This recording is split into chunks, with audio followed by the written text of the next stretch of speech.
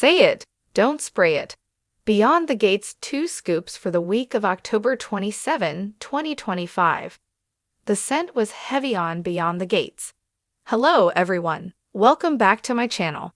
I hope everyone is having a nice day. Before we begin the video, please subscribe and give the video a thumbs up.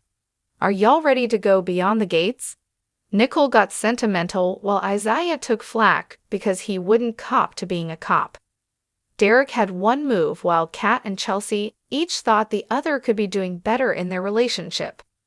Finally, Haley got hit with 2 bolts of X-ray vision, while Samantha would do anything to score a touchdown. Let's fill up those 2 scoops and find out what happened inside and outside the gates of Fairmont Crest. Still smell like it? Alright, let's just lay it out. Commercialism has been a thing ever since TV started. That's why we're willing to sit through tons of ads, though every other one being a pharmaceutical spot gets on my last nerve, as part and parcel of our favorite shows, in this case, soaps. But one thing Beyond the Gates has taught us is that there are product placement lines that definitely shouldn't be crossed.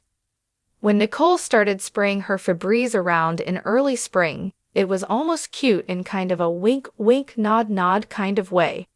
But by the time Naomi was spilling chocolate pudding on her pillowcase and telling us how awesome Tide was, the hairs on the backs of most of our necks stood up.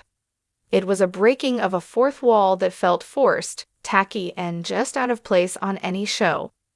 That was in April, and thankfully somebody seemed to listen to our collective groans, because we went all summer and into fall without characters casting themselves in wanted commercials. This past Monday, Nicole whipped out her Febreze again, which hey, why not? But on the show's Halloween, on Thursday, Nicole sprayed testimonials along with her pumpkin roll. Having Nicole sing the praises of Febreze to Vernon was just too much. You want to stick a bottle of something in the frame, go for it. You want to show a character using a product? You do you. But for the love of everything soapy, please knock it off with stopping our stories to have someone talk about how awesome air freshener, laundry detergent, or any other real-world item is. How about this? Shoot a separate commercial with a gateous character on set. That's what they used to do on Bewitched when Samantha hawked oats or Chevrolets. Moving on. Nicole was doing her best to transition into her post-Ted era, but she just couldn't be sure doing that with Carlton was the right thing. Vernon posited that Nicole's hesitation might be because a new involvement felt scary after her marriage to Ted went nuclear, and Danny deemed the Ted/Carlton friendship/partner thing a non-issue, advising Nicole to point Ted to the Department of Who gives a flying fig. Danny's dialogue is Fort Knox level of gold. I'm of 2 minds, because I get Nicole not wanting to rebound, but Guerrero? It's Carlton. With Danny's nudging, Nicole asked Carlton out, but as they later did some pre-date flirting, Ted came upon the scene and got all up in his jealousy. Carlton broke off some truths for him, and Ted retorted that those wouldn't hurt as much as Ted's fist going upside Carlton's head. Oh, Teddy boo, like Carlton couldn't wipe the hospital floor with your wussy ass. Nicole, on the other hand, was embarrassed to be fought over in public and canceled her evening with Carlton. Why punish him? Ted started it, and Carlton only came to your damn defense, Nicole. You should have been Febrezing the bedsheets in anticipation instead of spraying Carlton with its disappointment scent.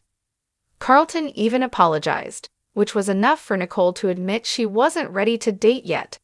Now, at least that was mature and honest, as well as totally understandable. Nicole also didn't want Carlton putting his life on hold while she navigated her new normal, but he was willing to stick around for a while and see what happened. I'm telling ya, I am liking Gnarlton more and more all the time. As for Ted, he ran into Leslie, who had just descended on Fairmont Crest in her not at all ironic angel costume. As expected, Leslie sassed Nicole and even made off with a heaping handful of her Halloween candy. Unexpectedly, things got super chill between Leslie and Ted, with the former waitress's former lover seeing flashes of the old Dana as they talked. Could it be possible for them to be friends? He wondered. I would never have thought that myself, but it does seem to be the direction in which we are heading. Would it be so bad? For Leslie to finally have some kind of relationship with Ted, it would mean, on top of inheriting those many bajillions, she'd actually have everything she wanted, which I hope would be the cue for her to lose absolutely all of it. The show let us know that they haven't forgotten about Leslie being a suspect in nearly killing Laura twice, in the form of Leslie.